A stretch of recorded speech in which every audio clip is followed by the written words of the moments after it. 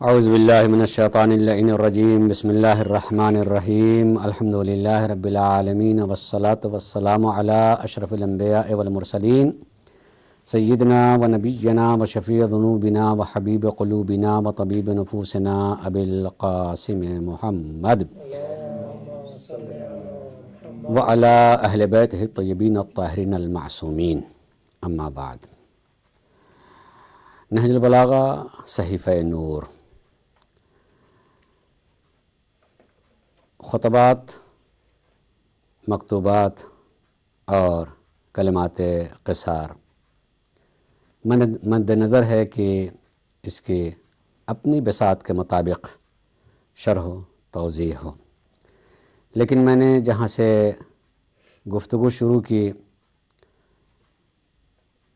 چاہا کہ سننے والوں کے ذہن میں کچھ وضاحتیں ہو جائیں اور کسی طرح کا کوئی شک اور شبہ ہو تو شک و شبہ سے بھی ذہن پاک ہو جائے. لہذا پہلی دو نشستیں حقیقت نہج البلاغہ سے متعلق رہیں، یعنی یہ بتانے کی صحیح اور کوشش کی گئی کہ نہج البلاغہ ایک حقیقت ہے، کوئی افسانہ نہیں ہے، اور یہ بھی صحیح اور کوشش کی کہ یہ بتایا جائے کہ وہ کون سا زمانہ تھا، وہ کون سا دور تھا جب سے یہ شبہ پیدا کیا گیا کہ نہج البلاغہ سرکار مولائے کائنات کے خطبات کا مجموعہ نہیں ہے، بلکہ جس نے اس کو جمع کیا ہے انہی کے کلمات ہیں. اور کیوں یہ شک پیدا ہوا اور کب یہ شک پیدا ہوا اس کی بھی میں نے توضیحات کی. اسی کے بعد یہ بھی صحیح اور کوشش کی کہ جو غیر جانبدار لکھنے والے لوگ ہیں اور جنہوں نے واقعاً اس کا مطالعہ کیا ہے، خصوصاً عیسائی مؤرخین اور عیسائی ادب نواز جو ادب سے تعلق رکھتے ہیں، ان کے نظریات نہج البلاغہ کے سلسلے میں کیا رہے. تو میں نے ایک نشست عرفان نہج البلاغہ سے متعلق بھی کی ہے تاکہ یہ بھی ذہن میں رہے کہ یقیناً ہم ایک اکیلے نہیں ہیں جو یہ کہتے چلے آ رہے ہیں کہ نہج البلاغہ کی ایک حیثیت ہے. اس لیے کہ معمولاً جو ماننے والے ہوتے ہیں ان کے جذبات الگ ہوتے ہیں اور اپنے جذبات سے ممکن ہے کبھی گفتگو کرتے ہوں. ہوتا ایسے ہی ہے کہ انسان جب کسی چیز کا عقیدہ بنا لیتا ہے، عقیدہ ہو جاتا ہے، تو وہ ہر ممکن یہ کوشش کرتا ہے کہ اپنے عقیدے کا دفاع کرتا رہے.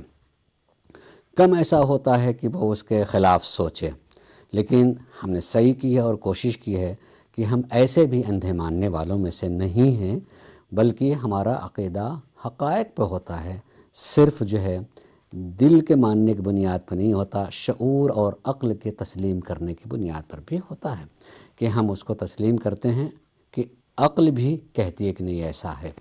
اس سلسلے میں نے وضاحت کی. آج اس 5ویں نشست میں یہ چاہتا ہوں کہ میں جامع نہج البلاغہ سید رضی علیہ الرحمہ کے سلسلے میں کچھ کہوں. لہٰذا آج کی گفتگو کا عنوان ہوگا سید رضی جامع نہج البلاغہ. میں اس سے پہلے ایک چیز کہوں کہ یقیناً بہت سارے مواقع ایسے ہوتے ہیں کہ اگر کوئی فنکار ہے تو فنکار کو لوگ پہلے سے جانتے ہیں، پھر اس فنکار کی وجہ سے اس کے فن کو پہچانا جاتا ہے. یعنی کبھی انسان خود صاحب عزت، کرامت اور حیثیت ہو جاتا ہے، لوگوں کی نگاہ میں اس کی وقار، اس کا وقار، اس کی حیثیت اور اس کی عزت ہے. اسی بنیاد پر اس کے کام کا جو نتیجہ ہوتا ہے اس نتیجے کو بھی اسی عزت سے دیکھتے ہیں، چونکہ شخصیت کی عزت ہے. اور کبھی اس کے الٹے ہوتا ہے کہ شخصیت پس پردہ ہوتی ہے، لیکن جب اس کا کام سامنے آتا ہے، صاحبان شعور، صاحبان عقل جب اس کا مطالعہ کرتے ہیں اور اس میں بہت ساری اچھائیوں کو دیکھتے ہیں تو اس کو تلاش کرنے لگتے ہیں کہ کس کے کام کا یہ نتیجہ ہے. تو کام سے جو کام ہوا ہے، کام سے نام پہچانا جاتا ہے اور کبھی نام سے کام پہچانا جاتا ہے. دونوں ہوتے ہیں کہ کام ہے تو کام سے ہم نام کو پہچان لیں، اور کبھی ایسا ہوتا ہے کہ نہیں، نام ہے اور نام سے کام کو پہچانا جاتا ہے. سید رضی علیہ الرحمہ اپنے خاندان کے اعتبار سے انتہائی صاحب شہرت ہیں، ان کا خاندان مشہور رہا ہے، مشہور حکومت کے اعتبار سے بھی، لوگوں میں اثرات کے اعتبار سے بھی، اپنے نسب کے اعتبار سے بھی اور اپنے حسب کے اعتبار سے بھی، اور بڑے بڑے عہدوں پر فائز رہنے کی وجہ سے بھی۔ صرف سید رضی علیہ الرحمہ نہیں بلکہ ان کے خاندان میں پہلے سے بھی لوگ حکومتوں میں، حکومت سے مراد البتہ میں توضیح کرنا چاہوں گا کہ حکومت میں حکومت کے کارندے نہیں، حکومت کی نظر میں یہ خود صاحب عزت رہے ہیں، اور اس صاحب عزت رہنے کی بنیاد پر حکومت نے اپنی حکومت میں کوئی جگہ نہیں دی ہے۔ ایک ہوتی تھی جگہ، میں انشاءاللہ میں اس کی وضاحت کروں گا، خالی اتمتا نقابت اہل بیت، نقیب رہے ہیں، نقیب رہے ہیں، ان کے وعدے، ان کے دادا بھی رہے ہیں، ان کے بابا بھی رہے ہیں، یہ خود بھی نقیب رہے ہیں۔ میں جب اس کا تذکرہ کہوں گا، لیکن یہاں تھوڑی سی خالی تاکہ ذہن میں رہے کہ نقیب اس میں وہ شخصیت جو اپنی عزت اور علم کی بنیاد پر لوگوں کے دلوں پر خود حکومت کر رہی ہے، لوگ خود بخود ان کی طرف رجوع کر رہے ہیں، لوگ اپنے مسائل میں، تو حکومت کی طرف سے ایک خاندان، چونکہ نقیب اہل بیت رہے، یعنی خاندان سادات کہ نقیب کے ان کے مسائل اور خود ان کے تمام تر امور کی نگرانی ان کا کرنا، ان کے دل میں ہوتی کہ نگرانی کرتے رہیں اور لوگ ان کی طرف رجوع کریں ان سارے مسائل میں، یہ ان کی ذمہ داری ہوتی تھی، تاکہ ان کے اخلاقیات کا بھی، تاکہ اگر سادات کے ایک اخلاق ہے تو کہیں ایسا نہ ہو کہ کوئی دوسرے لوگ اس پر اثر انداز ہو جائیں، سب کا خیال رکھنا، معاشی اعتبار سے بھی، اقتصادی اعتبار سے بھی، اور ان کے اخلاقی فضائل و رذائل کے اعتبار سے بھی، اور ان کے معاشرتی روابط کے اعتبار سے سب کا خیال رکھنا، اور سب کے سب ان کی طرف رجوع بھی کرتے ہیں ان مسائل کے۔ تو یہ نقابت کا عہدہ رہا ہے، اس اعتبار سے حکومت کیسے حکومت ہی کی طرف سے عہدہ دیا جاتا تھا، مگر خود حکومت کے کام نہیں ہوتا تھا، خود ان کے، چونکہ ان کی عزت ہے، چونکہ ان کا احترام ہے، لوگ خود ہی احترام کرتے ہیں، تو ان کا قبول کر لینا بھی ان کے لیے نہیں بلکہ اپنے خاندان، اپنے ہی ان اشراف، اپنی سادات کو باقی رکھنا اسی شرافت کے ساتھ میں، یہ کام بھی کرتے رہے ہیں، تو یہ ان کی عزت تھی۔ نام سید رضی علیہ الرحمہ کا محمد ہے، آپ کا نام جو ہے محمد ہے، لقب جو ہے رضی ہے، اور لقب ہی سے آپ کو شہرت حاصل ہوئی۔ ایک چیز آپ کو بتائیں ہم کہ گزشتہ دور میں خصوصاً سید رضی علیہ الرحمہ کا زمانہ اور اس سے پہلے تک جو نسل اہل بیت سے ہوتے تھے، جن کو آج ہم سادات کرام کہتے ہیں، ان کے ناموں کے ساتھ میں سید نہیں لکھا جاتا تھا، شریف لکھا جاتا تھا، الشریف الرضی۔ لہٰذا اتنا بھی آپ حالات میں ان کے پڑھیں گے تو شریف الرضی، یہ خاندان کے اعتبار سے بھی شرافت، ہر اعتبار سے شرافت، مگر شرافت کی بنیاد پر نہیں، یہ خاندان یعنی شریف، سید کی جگہ پر استعمال کیا جاتا ہے، الشریف الرضی علیہ الرحمہ۔ لیکن بعد میں یہ استعمال لفظ سید کے ساتھ بھی ہونے لگا، جو خاندان اہل بیت سے ہیں، یعنی علی و فاطمہ سلام اللہ علیہما کے نسل سے ہیں، اپنے نام کے ساتھ ساتھ میں سید لکھنے لگے۔ میں اس کی تاریخ تو ابھی دقیق طور سے نہیں بیان کر سکتا ہوں کہ کب دور اور کیا وجوہات رہے، یقیناً اس کا اسباب ہوتے ہیں۔ جب بھی کسی لفظ کا کوئی استعمال ہوتا ہے، وہ استعمال کسی نہ کسی وجہ سے ہوتے ہیں، کوئی بھی زبان ہو اور کوئی بھی لفظ ہیں، وہ ایک زمانے کے ساتھ ساتھ جو ہے اس میں تبدیلیاں آتی رہتی ہیں۔ کبھی کسی معنی میں کوئی لفظ استعمال ہوا ہے، ہو سکتا ہے کہ وہ بالکل متروک ہو جائے، چھوڑ دیا جائے، اس لفظ کا استعمال نہیں ہوتا ہے، یا یہ اس کی جگہ کوئی دوسرا لفظ استعمال ہو گیا ہے، یا کبھی ایسا ہوتا ہے کہ لفظ وہی استعمال کیا جاتا ہے، زمانے کے بدلنے کے ساتھ لفظ وہی رہا مگر معنی تبدیل ہو جاتا ہے۔ دلچسپ ہے، لہٰذا اس میں تھوڑا سا کہوں گا میں اس کہ لفظیں زمانے کے ساتھ ساتھ جو ہے کیسے بدل جایا کرتی ہیں اور کبھی کبھی کس طرح سے متروک ہو جاتی ہیں اور اس کی جگہ کوئی نئی لفظ آ جایا کرتی ہے۔ مثلا فرض کیجئے کہ اگر آپ میر انیس علیہ الرحمہ کے مرثیوں کو پڑھیے گا تو اس میں بہت سارے الفاظ ایسے ہیں جو آج نہیں بولے جاتے ہیں۔ مثلا سلامی، مجرئی، متروک ہو گیا یہ سب۔ مجرئی کا لفظ جو ہے جو بولا جاتا ہے وہ آج بالکل، حتیٰ کہ میری نسل تک کے بھی ممکن ہے کہ لفظ صرف سنتے ہوں، اور آنے والی نسل تو شاید وہ سن کر کے بالکل عجیب سا لگے گا، لیکن میری نسل کے بھی اس کو سننے کے بعد اس کا معنی کیا تھا، کس معنی میں استعمال کیا جاتا تھا، ان کو پتہ نہیں، اس لیے کہ وہ متروک ہو چکا ہے، نہیں بولا جاتا ہے، اس کے دوسرے الفاظ آ گئے ہیں۔ مجرئی یہ عام طور سے جب ریاستی دور ہوتا ہے، نوابی اور شہنشاہی اور بادشاہ، تو اس دور میں جو بڑا ہوتا ہے اس کے سامنے جو ہے جھک کے ادب و سلام، اور جس کو عام طور سے مجرا بھی بلاتا ہے، سلام کرنے ہی کے معنی میں ہوتا ہے، خود جھک کے سلام کرنے کو کہتے ہیں۔ مجرئی یعنی سلام کرنے کہ ہمارا سلام آپ پر۔ تو اب یہ لفظ نہیں استعمال ہوتا، بظاہر صاف ستھرے جو ہے سلام و آداب و تسلیمات وغیرہ جو ہے لفظ بولے جائیں گے، بلکہ اسی دور میں بدلنے لگے، اور لکھنؤ کے ادب میں جو ہے اسی جگہ تسلیمات آ گیا، اب مجرئی کے بجائے جو ہے تسلیمات آ گیا ہے، تسلیمات عرض ہے مثلا تھا، لیکن پھر اس کا بالکل بدل کر کے ہو گیا، لفظیں بدل جاتے ہیں۔ اور کبھی ایسا ہوتا ہے کہ نہیں، لفظ وہی استعمال ہوتا ہے، معنی بدل جاتا ہے، لفظ بالکل وہی استعمال ہوا مگر معنی بدل جاتا ہے۔ جیسے مثلا لفظ اجتہاد ہے، معصوم کے دور میں لفظ اجتہاد اور مجتہد بولا جاتا تھا، اور آج بھی لفظ اجتہاد اور مجتہد بولا جاتا ہے۔ معصوم کے دور کے لفظ اجتہاد اور مجتہد جو ہے سنیں گے تو احادیث میں مجتہد کی بہت برائی کی گئی ہے۔ اگر کوئی حدیث بیان کر دیا، اگر آج دیکھیں معصوم نے مجتہد کو برا کہا ہے، اور آج یہ لوگ مجتہد اپنے لکھ رہے ہیں۔ نہیں، اس زمانے میں جو اجتہاد ہوتا تھا اس کا معنی اور ہے، اور آج جو اجتہاد کا ہے وہ اس کا معنی اور ہے، لہذا لفظ وہی ہے، معنی اس کا بدل گیا۔ کسی حجت خدا کے ظاہر بظاہر ہوتے ہوئے اجتہاد کوئی معنی ہی نہیں رکھتا ہے۔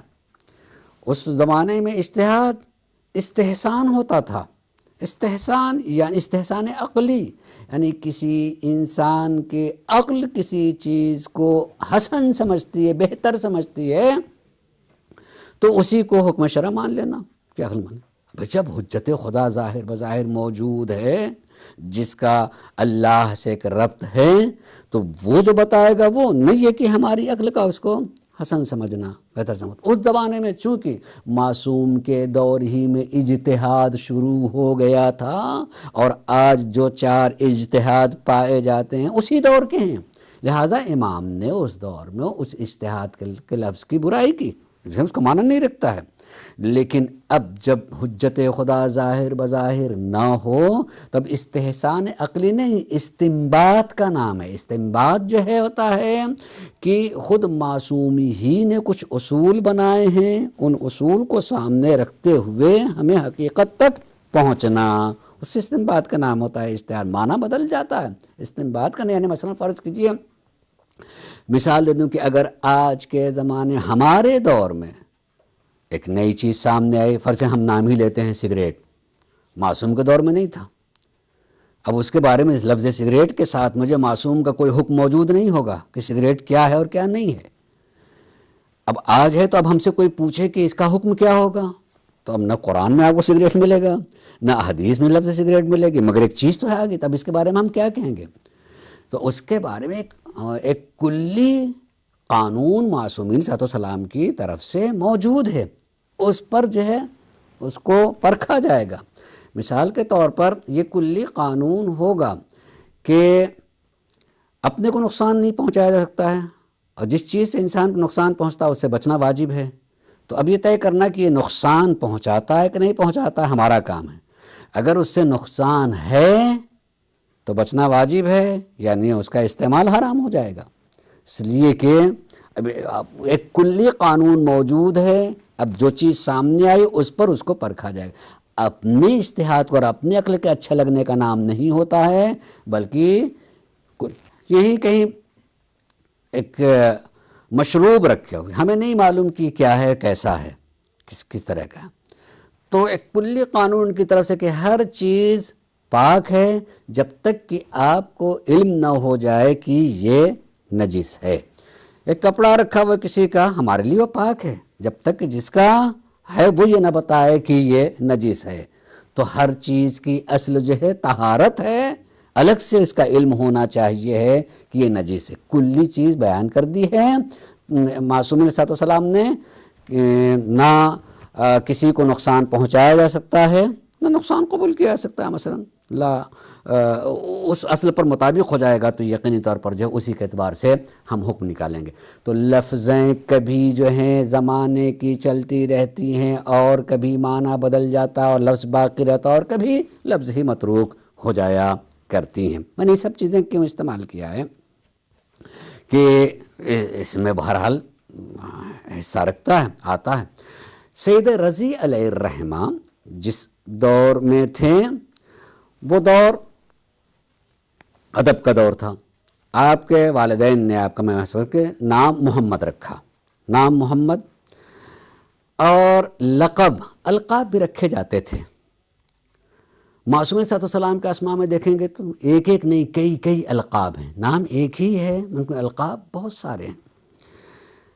اس دور میں میرا نام رکھا جاتا تھا اور نام کے ساتھ ساتھ ایک چیز ہوتی تھی کنیت بھی. لیکن کنیت کا تعلق ہوتا تھا جب وہ جوان ہو جائے، شادی ہو جائے اور اللہ نعمت اولاد سے نوازے تو اس اولاد کی نسبت سے کنیت ہوتی تھی. نام محمد ہے، لقب رضی ہے اور کنیت آپ کی ابو الحسن ہے. اس کا مطلب کہ آپ کے فرزند کوئی حسن تھے بڑے جس پر آپ نے اپنی کنیت رکھی ہے. بہرحال میں جو بات کہہ رہا تھا چاہے کہ وہ بات مکمل ہو جائے. لفظیں رہ جاتی ہیں کبھی اور کبھی بدل جاتی ہیں. میں اس سلسلے میں کہہ رہا تھا کہ پہلے سید کی جگہ پر لفظ شریف استعمال ہوتا تھا، بعد میں جو ہے شریف کی جگہ سید کا لفظ استعمال ہوا ہے. اس کے کوئی نہ کوئی یقیناً وجوہات رہے ہوں گے جس کی بنیاد پر تبدیلی ہوئی ہے. میں اس پر دقیق نظر نہیں کر سکا ہوں. انشاءاللہ چونکہ تسلسل ہے اگر مطالعے میں چیز آگے تو اس کی بھی توجہ کر دوں گا. مطلب نام کے سلسلے میں ضرور کہوں گا کہ دیکھیں نام ہم اور آپ جب نام رکھتے ہیں تو تبرکاً رکھا جاتا ہے. کسی کا نام رکھیں تبرکاً تیمناً کہ اس سے برکت حاصل کرنے کے لیے. اپنے اللہ نے نعمت اولاد دی تو ہم بہتر سے بہتر نام رکھیں گے تبرکاً کہ کسی معصوم کا نام ہے برکت کے لیے.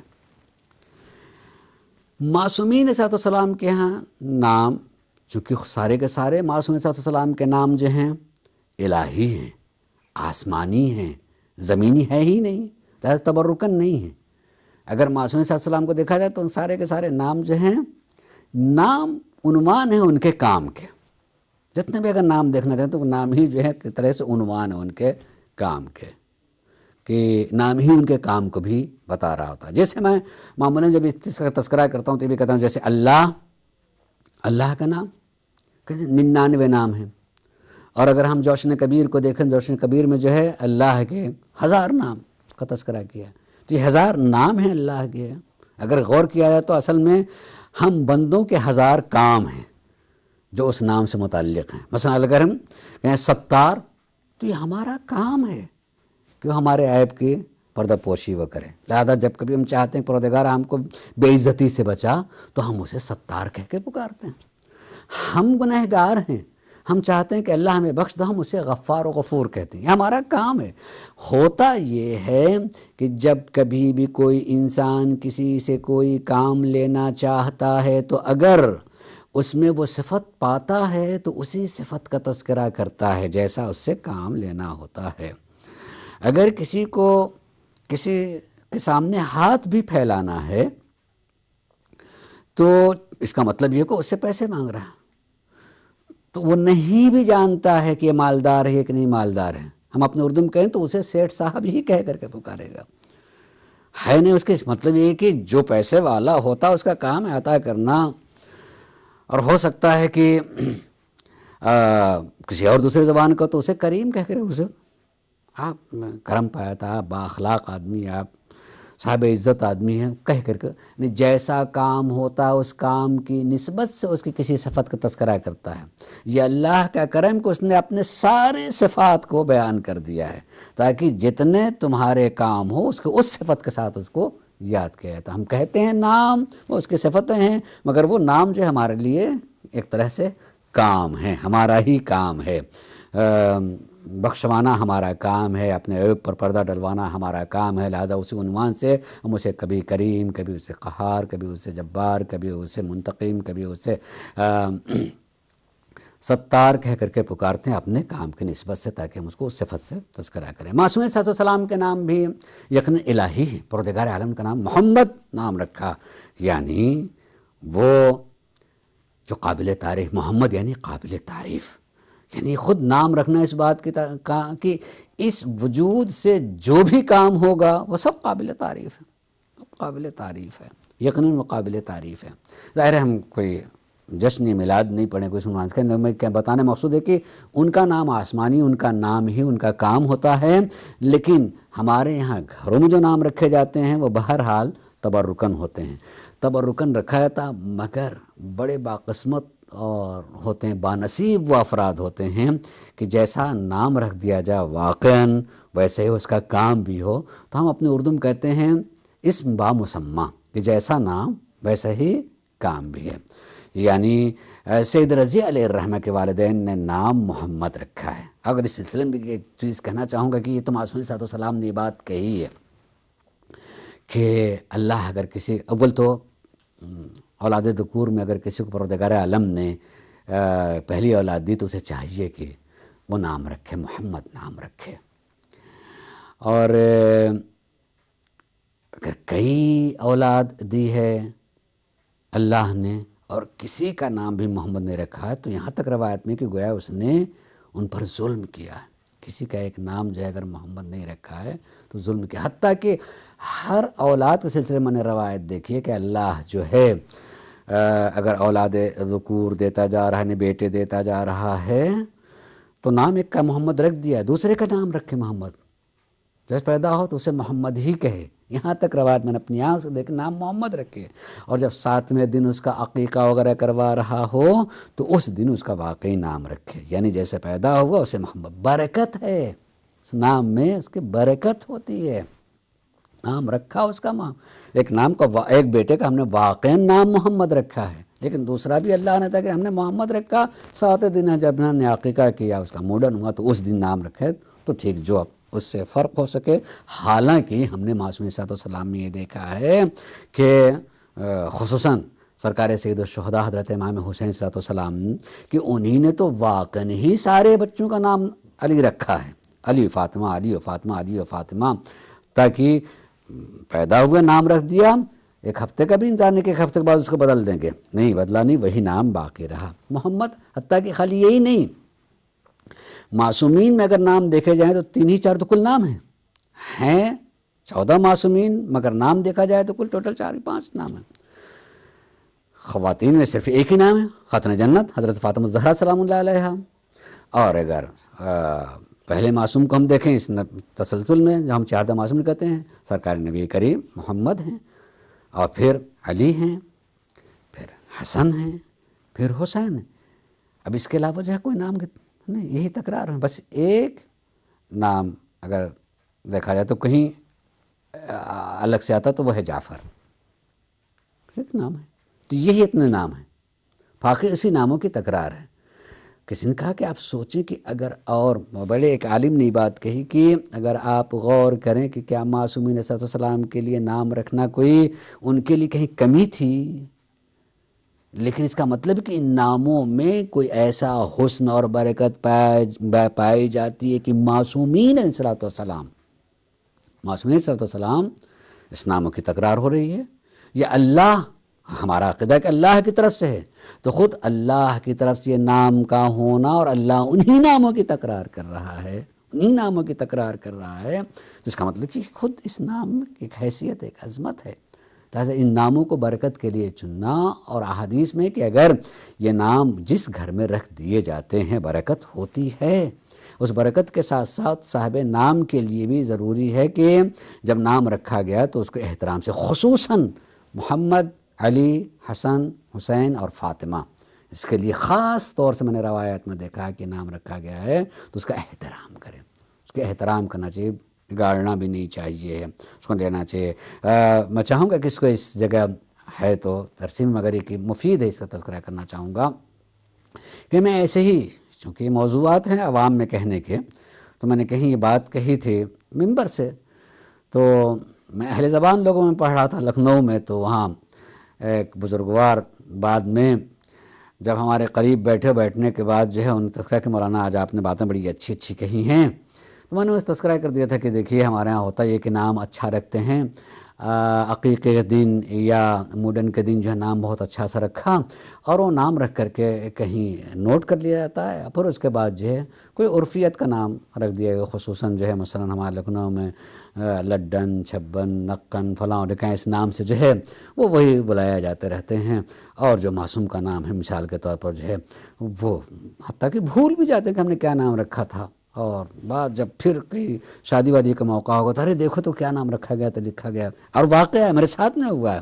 کہ پوچھا کہ نام کیا ہے، ارے خود باپ سر پہ ہاتھ رکھے، اچھا وہ میں جاتا ہوں گھر میں پوچھ کے آتا ہوں کہ نام کیا میں نے رکھا، معلوم ہے کہ وہ تحفۃ العوام پر کہیں اس دن نام رکھ کر کے گوشے پر لکھ دیا گیا تھا کہ نام رکھا گیا، باقی جو اور عرفن پکارنے کے لیے جو ہے کہا تو وہی نام یاد رہا، وہ بھول گئے نام رکھ کر کے، اصل میں بھول ہی گیا، جب شادی کا موقع ہے تب دیکھا جا رہا ہے کہ واقعی ان کا نام رکھا کیا رکھا گیا تھا، اور اس دن تو بزرگوار کہنے لگے کہ مولانا آپ نے بڑی اچھی بات کی، اصل میں ہوتا یہ کہ ہم لکھنؤ والے جو ہیں اس کو یہ لڈن اور چھبن اس لیے کہتے ہیں ہم گنہگار لوگ، کہیں ایسا نہ کہ غصے میں جو ہے نام لے کر کے کوئی برے الفاظ بنا، تو معصوم کے نام کے ساتھ جو ہے مطلب نام رکھا ہے حسین، ایک مرتبہ حسین بلا کر اس کے ساتھ برا لفظ بھی استعمال کیا، تو اچھی بات نہیں، لہٰذا اس کو لڈن پکڑا، چاہے جو کچھ کہیں تو لڈن کو کہیں، امام حسین کو مثلا نہ کہیں اس طریقے سے کہ جو گیا لڈن کو گیا اور اس کو نہیں گیا، تو ان کا اچھی بات کہ آدمی نہیں کہتے منہ بند کرنے کے لیے آدمی جو ہے کچھ نہ کچھ سوچے رہتا ہے، ان کا کہ یہ بات تو اچھی کہ مگر یہ سے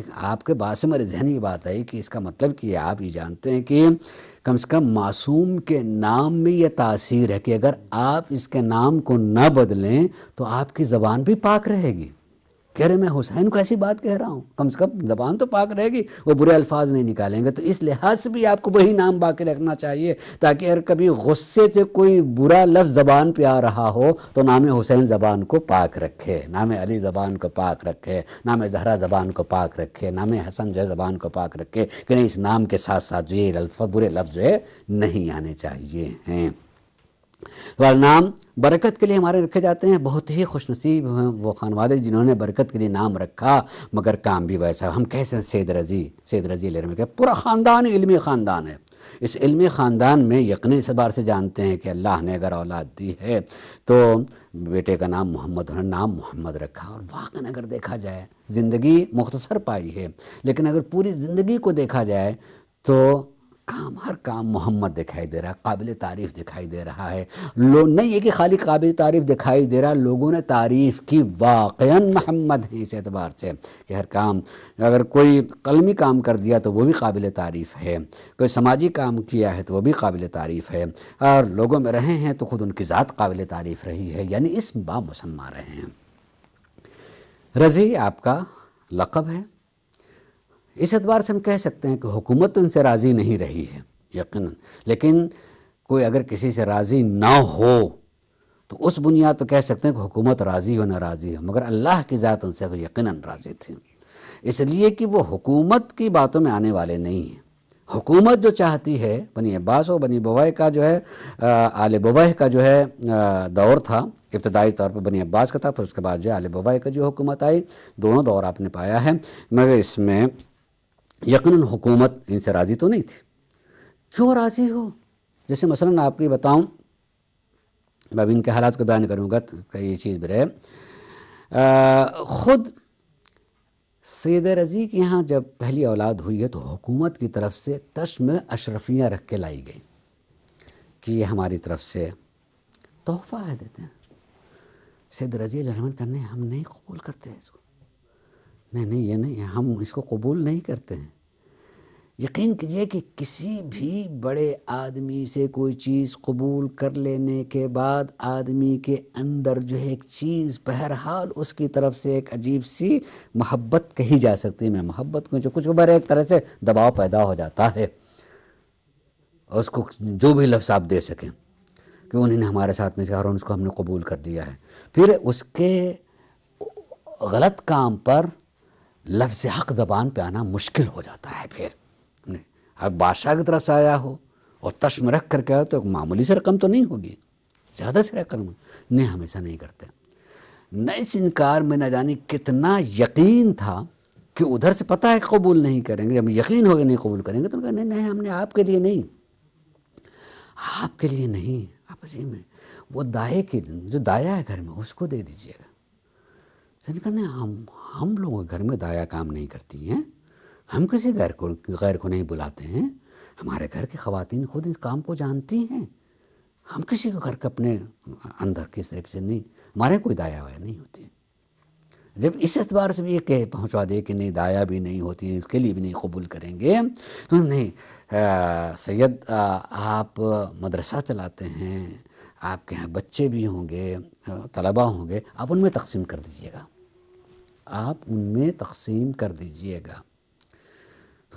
یہ بھی میں چلاتا ہوں اپنی ذمہ داری پر، اس کو اپنی ذمہ داری پر، ہو سکتا ہے کسی کو ضرورت ہو بھی کہہ دے کہ اب ظاہر اب چونکہ اس کی طرف سے ان کی طرف سے کسی دوسرے کے لیے دیا جا رہا ہے تو کہیں ایسا نہ ہو کہ واقعاً کوئی ہو اس کا حق نہ مارا جائے، اور بطور امتحان طلباء میں آپ نے جو یہ کہی کہ بھئی یہ اس کی طرف سے اگر تم لوگوں سے کوئی ضرورت مند اپنے ضرورت سمجھتا ہے تو وہ لے سکتا ہے۔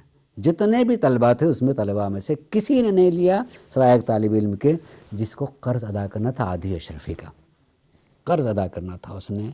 یعنی آپ اسے سوچیں کہ خود سید رضی جس مرتبے اور مرحلے میں ہیں انہی نے تربیت بھی ایسی کی ہے، ورنہ دولت انسان کو ایسے کھینچتی ہے کہ مفت میں آ رہا ہے، ہم غریب ہیں، ہماری ضرورت ہے، ہمیں دیا جا رہا ہے، ہم ہاتھ نہیں پھیلائے ہیں، مگر جب بھی کبھی انسان اپنی اس اندر کی خواہش کو مان لیا کرتا ہے پھر وہی فقیر ہو جاتا ہے۔ اس نے آج زبان سے نہیں، صرف آرزو کو تسلیم کے زبان سے تو نہیں مانگا تھا، مگر کل وہ مانگ بھی سکتا ہے، کل وہ کر سکتا ہے، پہلے ہی دن اس کو نہیں کرنا۔ انہیں وہ تربیت دی ہے کہ وہ ضرورت مند جو ہیں طلباء نے بھی جو اس کو قبول نہیں کیا، بنانے سے ہوتا ہے۔ یہیں پر ایک بات کہوں، ابھی ابتدائی حالات سے ذرا سا میں آگے بڑھ گیا لیکن ضرورت ہے کہ اس کو کہا جائے کہ سید رضی علیہ الرحمہ کو مزاج کس طریقے سے بناتے ہیں۔ جو عالی مزاج ہوا کرتا ہے وہ تربیت بھی ویسے ہی کرتا ہے۔ ایک خاندان سے وہ صفت حاصل ہوئی ہے کہ وہ ایک عظیم خاندان سے ہیں تو اپنی عظمت کو باقی رکھا ہے، اور ان کے والدین نے تربیت میں اس چیز کو رکھی ہے۔ جب تک تربیت ہوتی نہیں رہتی شاید وہ چیز مٹنے لگتی ہے، تربیت میں چیز بات رکھی ہے۔ کتنا بلند، کتنی فکر بلند ہونی چاہیے جب تربیت کرتے ہیں۔ ان کے حالات میں ذکر ہے کہ کسی دن آپ نے کسی شاگرد سے پوچھ لیا کہ یہ بتاؤ تم بننا کیا چاہتے ہو؟ تو کہا استاد میں سید رضی بننا چاہتا ہوں، میں سید رضی بننا چاہتا ہوں۔ تو کہا تب تو تم کچھ نہیں بن سکتے۔ کہا استاد ایسا کیوں کہہ رہے ہیں؟ یعنی وہ اپنے دور میں شاگرد ان سے بلند کسی کو نہیں پا رہا ہے، ان سے بلند کسی کو نہیں پا رہا۔ جو انسان کسی کو بلند سے بلند تر پاتا ہے وہ چاہتا ہے ہم بھی ویسے ہو جائیں۔ وہ اپنی انتہائی ہمت کو بتا رہا ہے، اپنی انتہائی آرزو کو بتا رہا ہے، اپنی انتہائی بلند ہمتی کو میں یہاں تک پہنچنا چاہتا ہوں، میں سید رضی بننا چاہتا ہوں۔ کہا نہیں تم پھر تو تم کچھ نہیں بن۔ استاد ایسا آپ کیوں کہہ رہے ہیں؟ کہنے کہ سید رضی نے تو یہ سوچا تھا کہ میں علی بن جاؤں گا تو سید رضی بنا، تو جب تم خود سید رضی بننا چاہتے ہو تو کیا بن سکتے ہو؟ نہیں گئے بتانا چاہتے وہ ہمت کی انسان بلند سے بلند تر سوچے تب اتنی ہمت کرے گا وہاں تک پہنچنے کے لیے۔ اگر انسان نے 4 ہی زینے جانے کی ہمت کی ہے، سوچے ہی یہ 4 ہی زینے جانا ہے، تو اس سے امید کرنا کہ 5ویں تک چلا جائے گا، 6 تک چلا جائے گا، بعید ہے۔ اس نے ہمت ہی 4 تک کی ہے۔ جب وہ انتہائی سقف اور چھت تک پہنچنے کی ہمت کرے تب جو ہے 4 6 تک تو شاید تھکن بھی محسوس نہ کرے، تو تھکن بھی محسوس نہ کرے، پھر اس کے بعد تھکن محسوس کرے گا تو اس میں اپنے اندر چونکہ اس نے ارادہ کیا مجھے چھت تک پہنچنا، تو اس کو برداشت کرنے کی صحیح کرے گا، کوشش کرے گا، پھر اس سے آگے بڑھا تب وہاں تک پہنچے گا، پھر اپنے کو سوچے گا میں اس سے آگے برداشت کر سکتا ہوں کہ نہیں کر سکتا ہوں۔ لیکن اس کو اپنی ہمت تو بلند رکھنی چاہیے کہ مجھے کیا بننا ہے، مجھے کہاں تک پہنچنا ہے۔ جب تک وہ طے نہیں کرے گا کہ ہمیں وہاں تک پہنچنا ہے، تب تک آدمی جو ہے اپنی منزل نہیں بتا سکتا ہے کہ کہاں تک پہنچے گا۔ یقیناً ہو سکتا ہے کہ جو اتنا طے کیا تھا وہاں تک نہ پہنچ پائے، لیکن اس کی ہمت سے تو اندازہ ہوتا ہے کہ اس نے یہ سوچا تھا، تب کہیں نہ کہیں ایک منزل۔ سید رضی نہیں کہا تھا میں تو یہ بننا چاہتا تھا تو یہ بنا ہوں، تم اگر یہی بننا چاہتے سید رضی تو کہاں تک رہو گے۔ جہاں تک آدمی سوچے رہتا ہے کوئی ضروری نہیں کہ وہاں تک اس کی ہمت وہاں تک پہنچا بھی دے، نہیں پہنچا، بلند سوچنا چاہیے بہتر، خالی اتنی نہیں کہ بس میں یہیں تک جا سکتا ہوں، نہیں سوچے تو انسان جو ہے اس میں وہ قوت اور جذبہ آتا ہے۔ سید رضی نے اس طریقے سے تربیت کی، نام ان کا محمد رکھا گیا، لقب جو ہے آپ کے رضی، اور شہرت اسی رضی سے زیادہ ہوئی، اور اس کے ساتھ ساتھ تاریخ میں ایک شہرت اس سے نہیں ہوئی ہے، القاب میں ذو الحسبین بھی تھا کہ دو حسب والے۔ یقیناً اگر دیکھا جائے تو حسب اور نسب کیا چیز ہوتی ہے؟ ہم بولتے ہیں حسب و نسب، حسب و نسب، نسب یعنی خاندان، جس نسل سے جو خون ہے وہ نسب ہوتا ہے، اور حسب کردار ہوتا ہے، ان کے افعال جو اس کا حسب ہوتا ہے کہ یہ نسب کے اعتبار سے بھی اعلیٰ ہیں اور حسب کے اعتبار سے بھی اعلیٰ۔ یقیناً حسب بلند ہوتا ہے اس لیے کہ نسب جو ہے انسان کا کسی محنت کا نتیجہ نہیں ہوتا ہے، بہترین چیز ہے، ایک شرف ہے، اس سے انکار نہیں ہے، بہترین شرف ہے، لیکن یہ فضیلت ایک ایسی جو نسبت سے ہے، ایک نسبت سے ہے۔ حقیقت میں جو انسان کو باقی رکھ سکتی ہے اور جو واقعی شرف کا جو اس کی محنت، وہ ہوتا ہے حسب، وہ حسب ہوتا ہے۔ اور کبھی ایسا ہوتا ہے کہ انسان کا حسب اتنا بلند ہو جاتا ہے کہ کئی نسب سے بھی آگے بڑھ سکتا ہے، اور ہو سکتا ہے کہ انسان کا حسب اس کا نسب کسی اعتبار سے پست ہو تو اس پستی کو بھی حسب جو ہے بلند کر دیتا ہے انسان، اور ممکن ہے کہ انسان کا حسب نہ ہو تو نسب کے اعتبار سے بھی وہ انسان پستی کی طرف جانے کا امکان پایا جاتا ہے، کہ ہو سکتا ہے کہ چلا جائے۔ لہذا ضرورت کہ خود حسب کے وقار، خود نسب کے وقار کو بھی اس کا حسب ہی باقی رکھتا ہے، کہ اس کا حسب، اس کا کردار، اس کا عمل جو ہے اس کے اس طریقے سے ہو۔ اور اسی لیے معصوم صلی اللہ علیہ وسلم نے حسب کی طرف زیادہ زور کیا۔ معصوم جو بات کہتے ہیں وہ قرآن سے الگ نہیں ہوتے، قرآن نے خود ہی کہا کہ ان اکرمکم عند اللہ اتقاکم، یعنی حسب ہی جو ہے اللہ کے نزدیک سب سے تقوی کیا ہے؟ حسب ہے، اس کا کردار کیا ہے؟ اس کا حسب ہے، جو حسب انسان کو بلند کرتا ہے، یقینی طور پر ہوتا ہے، لیکن شرف ہے، اس شرف سے انکار نہیں کیا جا سکتا، اور اس کی عزت بھی کے لیے بات کہی گئی ہے کہ اگر خاندان کوئی شریف ہے تو وہ شرف ہے اس خاندان سے ہونا، اس سے کسی کو انکار نہیں ہو سکتا۔ حتیٰ کہ یہاں تک بھی بات کہی گئی ہے کہ اگر کسی بزرگ خاندان کا کوئی آیا ہے، قیدی بھی، معصوم صلی اللہ علیہ وسلم قیدی بھی ہیں، تو چونکہ اس کا نسب ایسا تھا تو اس اعتبار سے اس کا احترام کرنا چاہیے، اس کو اس طرح نہیں کرنا چاہیے۔ بادشاہوں کے گھر سے حملہ کیا، جنگ ہوئی، بادشاہ تھے، وہاں سے اگر گرفتار ہو کر کے آئے ہیں تو سب کا ایک طرح کا برتاؤ نہیں، کہا کہ نہیں، نسب کا بھی خیال کرنا چاہیے، ایک چیز ہوتی ہے اس کا خیال کرے، اور اس خیال کے نتیجے میں آدمی دوسرے کے بڑکپن کو پہچان لیتا ہے، یعنی اس کے نسب کو بھی اور اس کے حسب کو پہچان لیتا ہے، اور اس میں تبدیلی کے فوری امکان پائے جاتے ہیں کہ جب اس کا اس طرح سے احترام ہو جاتا ہے، جس کا مطلب سوچتا ہے کہ نہیں، اس نے یہ احترام کیا، اس کا مطلب یہ ہے کہ یہ بھی ذو نسب بھی ہے اور ذو حسب بھی ہے، لہٰذا جس چیز کی طرف دعوت دے رہا ہے اگر دوسرے کا اکرام کر سکتا ہے، اور وہ اپنی ذات کی بنیاد پر نہیں بلکہ جس طرف دعوت دے رہا اس کی دعوت کی بنیاد کر رہا، تو اس کا مطلب اس کی دعوت صحیح ہے، اس کا اس طرف بلانا جو ہے صحیح ہے، لہٰذا اس چیز کو قبول کرتا ہے۔ انسان کا کردار ہمیشہ دوسروں کے کو جھکاتا ہے۔ انسان اگر غریب کو احترام کرے گا تو بھی امیر کسی خاندان سے اس کا اس طریقے سے احترام کرے گا،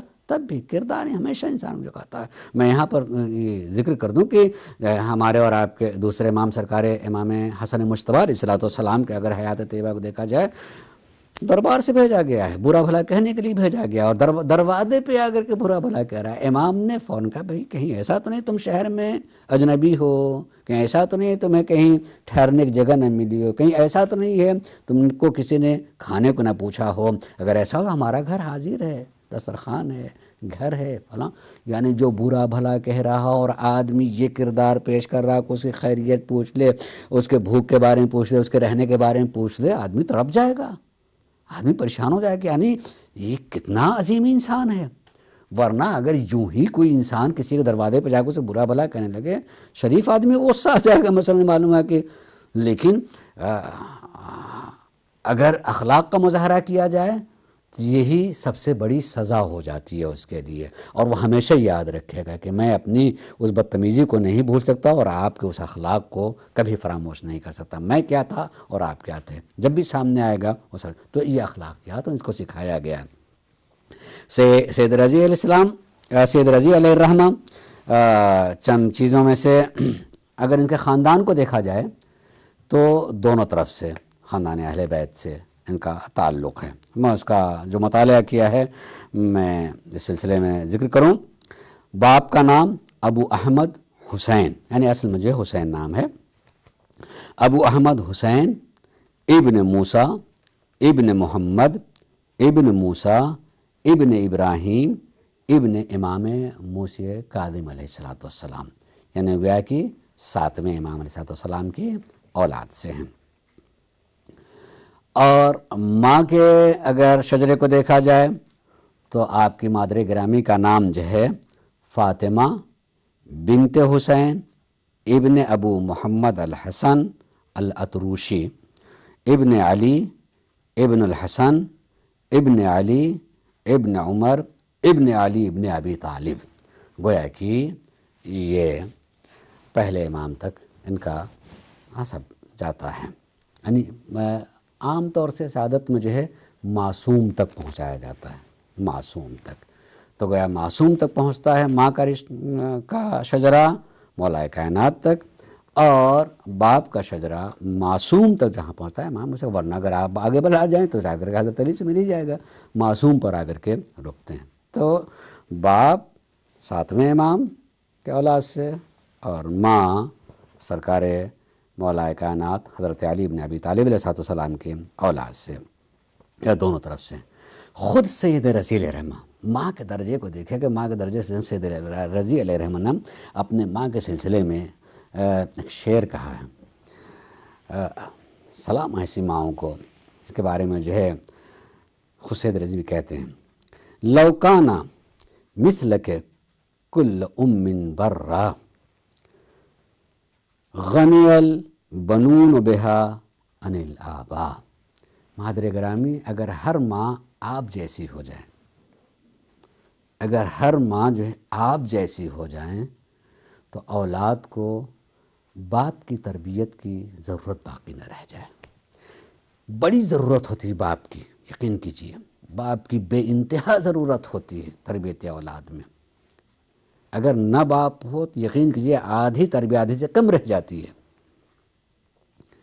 بس ماں جو ہے پہلی تربیت پال کے بڑا کر دینا، پھر اس کے بعد تربیت کا تعلق باپ سے ہوتا ہے، لیکن کتنی دور اندیش رہی ہوگی ان کی مادر گرامی کی سید رضی علیہ الرحمہ جیسی نظر رکھنے والا انسان یہ کہتا کہ اگر ہر ماں آپ جیسی ہو جائے، آپ جیسی ہو جائیں تو اگر بچہ یتیم ہو گیا، یعنی باپ نہیں رہا یا بھی، تب بھی اس کو ضرورت باقی نہیں رہے گی باپ کی، یعنی دونوں کی تربیت کو پورا کر سکتے ہیں۔ اب اس کا مطلب کتنی، اور یقین سچائی سلسلے میں اگر دیکھا جائے کہ خود مادر گرامی ہی ہیں، مشہور، اس کو سبھی جانتے ہیں، اس کو 2-3 کتابوں میں نے دیکھا ہے، اور مشہور ترین جس کو خود ابن الحدید نے بھی اس واقعے کو نقل کیا ہے کہ سید رضی علیہ الرحمہ کی مادر گرامی اپنے دونوں بچے سید مرتضیٰ علیہ الرحمہ اور سید رضی علیہ الرحمہ، دونوں کو بچوں نے لے کر کے گئی ہیں شیخ مفید علیہ الرحمہ کے پاس میں کہ ان کو پڑھائیں۔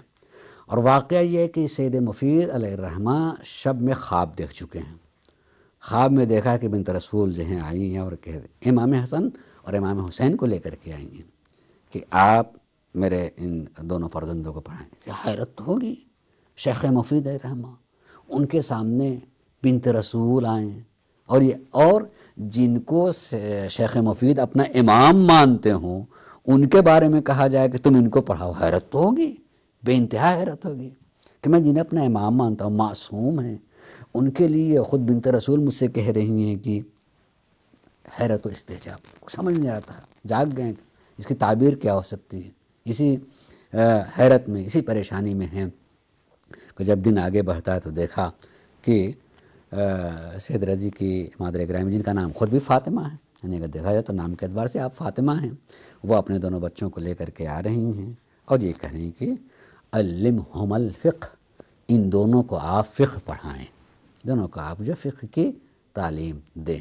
تو آپ نے وہ خالی اپنے خواب کی تعبیر ہی نہیں جانی، ان دونوں بچوں کی عظمت کو بھی پہچان لیا، عظمت پہچان لیا کہ جن کے لیے خود شہزادی لے کر امام حسن اور امام حسین کی جگہ پر جو ہے فرض کر کے ان کو لے کر ان کی عظمت کو بھی پہچان لیا۔ اور اگر اس اعتبار سے دیکھا جائے تو جیسے ہمارے ان دونوں معصوم کے خون کا احسان پورے اسلام پہ ہے، ویسے اگر دیکھا جائے سید مرتضیٰ سید رضی علیہ رحمہ کا علمی اعتبار سے دنیا شیعت میں یہ احسان ہے، بقائے شیعت کے اعتبار سے ان دونوں عالم کا، کہ کتنی مشقت، کتنی محنت اور کس طرح سے جو ہے آپ نے دین کو بچا کر کے، یعنی مسئلہ کے دین اہل بیت صلی اللہ علیہ وسلم کو بچایا ہے، محفوظ کیا، اس طرح کے احسان ہے شیعہ مسلک اور مذہب پر ان دونوں کا۔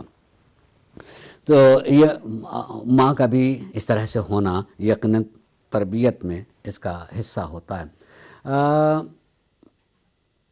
حقیقت یہ ہے کہ ماں اگر ان چیزوں کا خیال رکھے، علماء کی زندگیوں میں آتا ہے، شیخ مرتضیٰ انصاری علیہ رحمہ کے سلسلے میں یہ غالباً کہ اگر شیخ مرتضیٰ انصاری، شیخ انصاری جو مرتضیٰ انصاری، ان کا نام مرتضیٰ ہے، علم اجتہاد کے منزل میں پہنچ جاتے ہیں، اپنے بلوغ سے پہلی بنے اس منزل پر پہنچ جاتے ہیں، لیکن انہی نے بھی جب تعریف کی ہے تو ماں کی۔ حقیقت میں دیکھا جائے کہ شخصیت کی تعمیر میں ماں کا کردار بے انتہا اہمیت کا حامل ہوتا ہے۔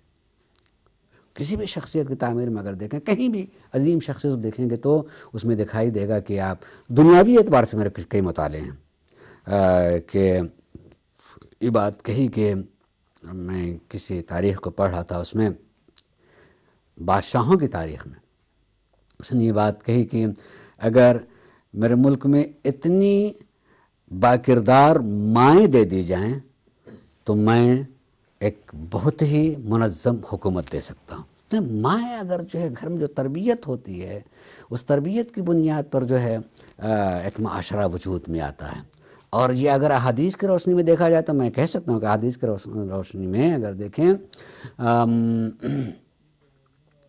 تو یہ مشہور ترین حدیث ہے نبی کریم کی کہ الشیخ فی بیتہ کالنبی فی امتہ، گھر کے بزرگ کی حیثیت گھر میں ایک نبی جیسی ہوتی ہے۔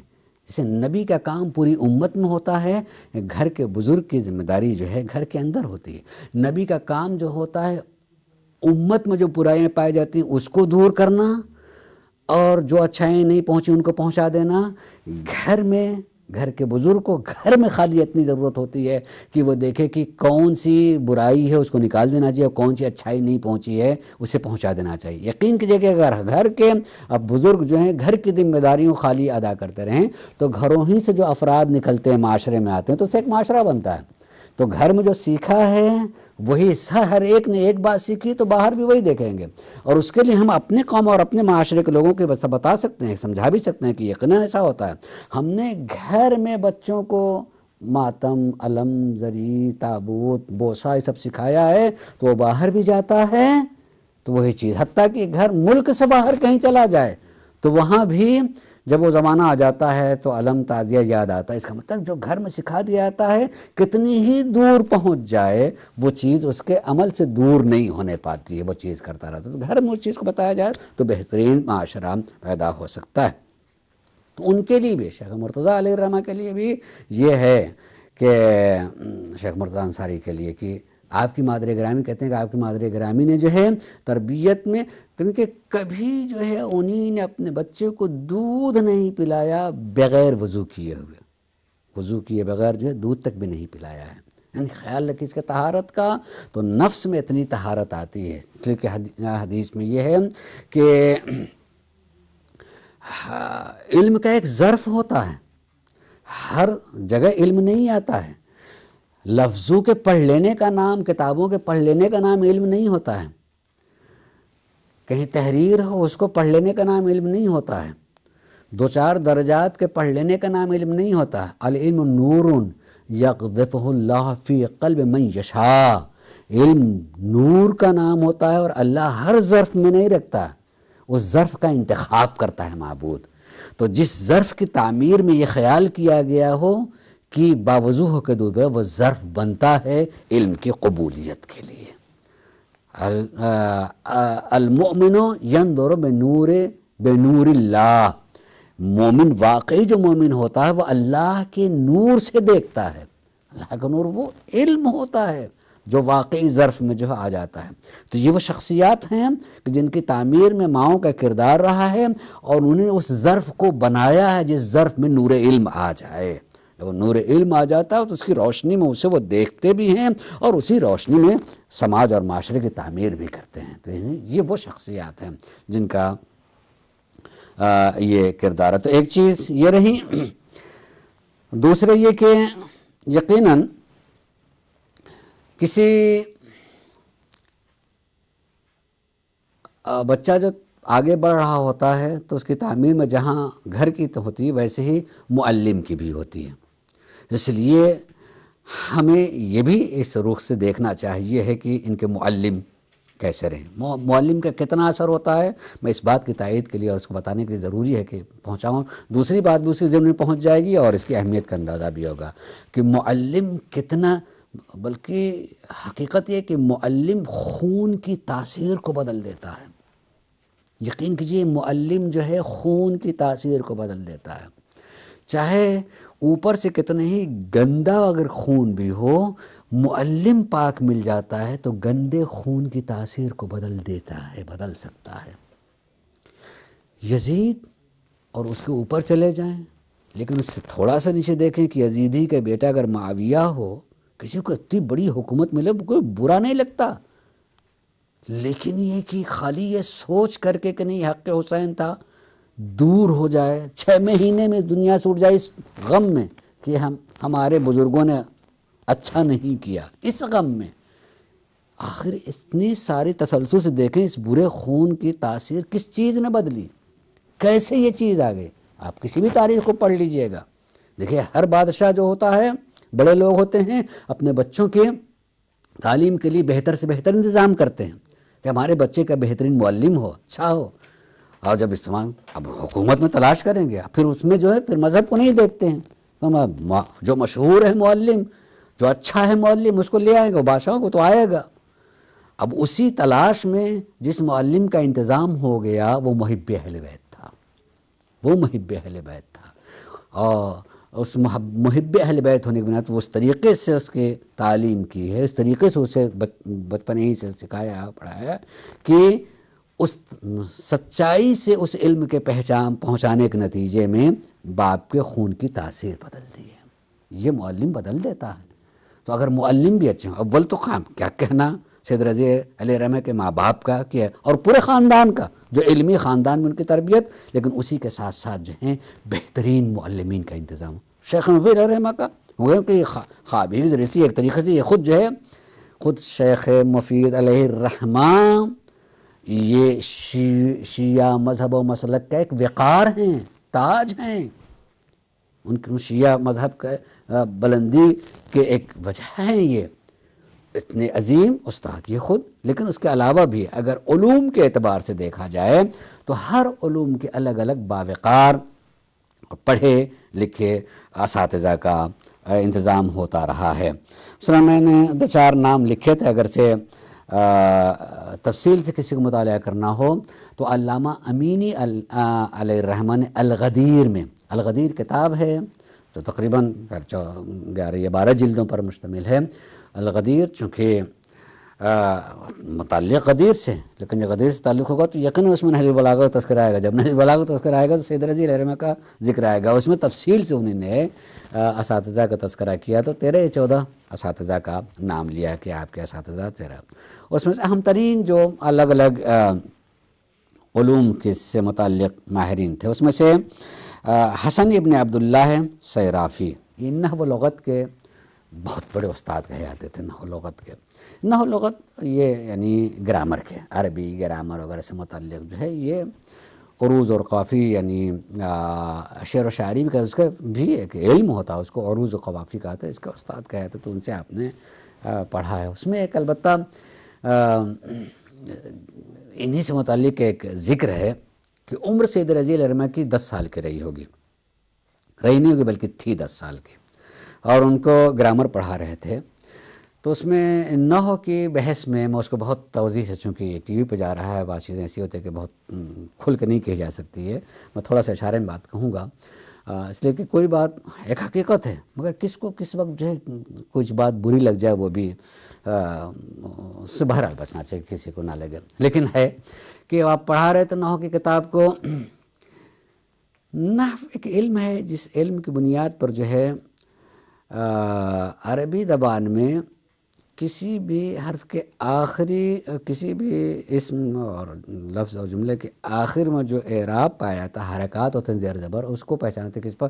مثلا پڑھ سکیں احمد، اگر آپ نے کہا تو آپ نے کہا رأیت احمدن یا احمد، رأیت احمد، تو اب دال پر آپ نے زبر کیوں پڑھا؟ اس کی کوئی وجہ ہونی چاہیے تاکہ جانے وہ گرامر. اس نحو میں اس چیز کو بتایا تھا. مررت باحمدن، آپ نے یہاں جی دال کو وہی احمد ہے، آپ نے دال کو زیر پڑھا کیوں؟ اس کی کوئی وجہ ہونی چاہیے. تو اب یہ اس قانون کو بتانے والے علم کا نام ہے نحو. ان کے استاد پڑھا رہے تھے تو سید رضی 10 سال کے تھے. ان سے پوچھا کہ اگر یہ کہا جائے کہ رأیت عمرہ، تو رے کو نصب کہتے ہیں زبر کو عربی میں، کو کیوں ہے؟ پوچھا جائے کہ رأیت عمرہ، تو رے کو جو ہے یہاں نصب کیوں ہے؟ تو کیا جواب ہوگا؟ تو سید رضی جو ہے 10 سال کے تھے، ان کہا کہ رے کے نصب کا مطلب بغض علی. دیکھ بہت ہی ذو معنی ہے، بے انتہا ذو معنی. اب اس کی توضیحات میں نہیں کر سکتا ہوں. خود استاد بہت ہنسے، مگر اسی دن سے کہا کہ کتنا ذہین انسان ہے کہ ایک لفظ کو جانتے ہیں. ہنس کر کے انہوں نے کہا کہ نصب دشمنی کو بھی کہتے ہیں، اور نصب زبر کو بھی کہتا ہے. اسی سے ناصبی بھی کہا جاتا ہے. ناصبی جو کہتا ہے نصب صفتہ، کہ رے کو جو ہے یہ نصب کیوں ہے؟ بغض علی. علامت اس کی علامت کیا ہے؟ اس کے نصب بغض علی. ویسے زیادہ نہیں کہہ سکتے کہ اس کی ذہانت کا پہچان ہے کہ وہ جانتے ہیں، مگر ذو معنی کو انہیں ذو معنی کر کے ایک اور معنی نکال کر کے بتایا کہ وجہ یہ. بہت ہنسے ان کے استاد. تو اتنے عظیم عظیم استاد تھے جن سے آپ نے تعلیم حاصل کی. قرآن کے پڑھانے والے، اس کی طریقے سے فقہیات کے پڑھانے والے. انشاءاللہ میں تقریباً 1 گھنٹے سے زیادہ ہو رہا ہے، میں اس کو آگے نہ بڑھاؤں. میں چاہوں گا اس کو تفصیل سے اور بھی کچھ حصہ اگلے درس میں کہنا چاہوں گا. اساتذہ کے سلسلے میں بھی، اساتذہ کے ساتھ ساتھ جو ہے پھر آثار کے سلسلے میں کہ سید رضی علیہ السلام کے آثار کیا ہیں، کہ آپ نے لکھے ہیں. پھر اس کے بعد جو ہے خود سید رضی کے بارے میں علماء کے کیا خیالات ہیں ان کا بھی جاننا.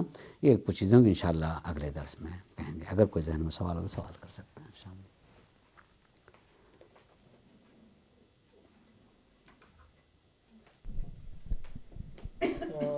بسم اللہ الرحمن الرحیم. صاحب نے ابتدا میں فرمایا سید رضی کے آباء و اجداد کے بارے میں، ان کے باپ اور دادا کا آپ نے ذکر کیا، تو ان کا علمی مقام کیا تھا؟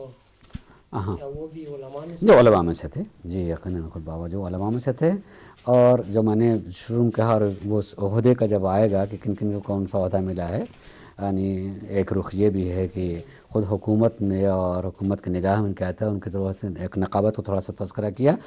آپ کے بابا بھی نقیب اہل بیت رہے، ان کو بھی عہدہ ملا تھا. اس لیے تھوڑا سا کریں یقین علماء علمی خاندان رہا ہے. شرافت کے ساتھ ساتھ خود علماء میں سے تھے، علمی خاندان رہا ہے اور عہدے بھی ملتے رہے ہیں. یہ اب آپ نے یہ اس کی بھی توضیح نہیں کی کہ جو مشہور ہے رضی کے لفظ سے، تو کیا لقب ہے، کیا تھی؟ مشہور لقب ہے نام کے ساتھ ساتھ ہم جس زمانے میں زندگی گزار رہے ہیں ہمارے یہاں کا الگ سے کوئی لقب وغیرہ نہیں ہوتا. لقب وغیرہ عام طور سے شاعر وغیرہ کرتے ہیں، مثلا رکھتے ہیں کہ فلاں شاعر، مثلا نام قمر حسین شاعر ہیں، پیام اعظمی مثلا، تو پیام جو ہے ان کا لقب ہے. تو عام طور سے ہمارے یہاں شعرا، لیکن پہلے زمانے میں جو ہے القاب بھی رکھے جاتے تھے، نام کے ساتھ ساتھ ایک لقب بھی ہوتا تھا. جیسے ہم آج کے زمانے میں نے ناموں کے سلسلے میں تذکرہ کیا کہ اب اس کو لقب تو نہیں کہا سکتے، مگر پکارنے کے لیے کوئی الگ سے نام رکھ دیا. تو وہ نام رکھا ہے محمد، میں وہ پکارنے کے لیے رضی، وہ ان کا لقب ہے، ان کے طور پر رضی کہا جاتا تھا. آج بھی ہوتا ہے لیکن اس کو لقب کہتے نہیں، عام طور سے نہیں بولا جاتا ہے. زمانے کے ساتھ ساتھ جو ہے بہت چیزیں متروک ہو جاتی ہیں، اس میں یہ لفظ مستعمل نہیں رہ گیا ہے، متروک ہو گیا. ورنہ ہوتا ہے کہ نام ایک چیز رکھا ہے، بلانے کا نام یہ رکھا ہوا ہے، لقب ہے، نام نہیں ہے، ہم اس کو بلاتے ہیں. ہو سکتا ہے کہ ہمارے زمانے کو اس کا نک نیم کہتے ہیں، اس کا نک نیم یہ ہے مثال کے طور پر. تو لقب دو نام ہوتے ہی تھے، لقب بھی نام کی حیثیت رکھتا تھا. جی شکریہ. وآخر دعوانا الحمدللہ رب العالمین. انشاءاللہ میں آپ باقی تفصیلات اگلے درس میں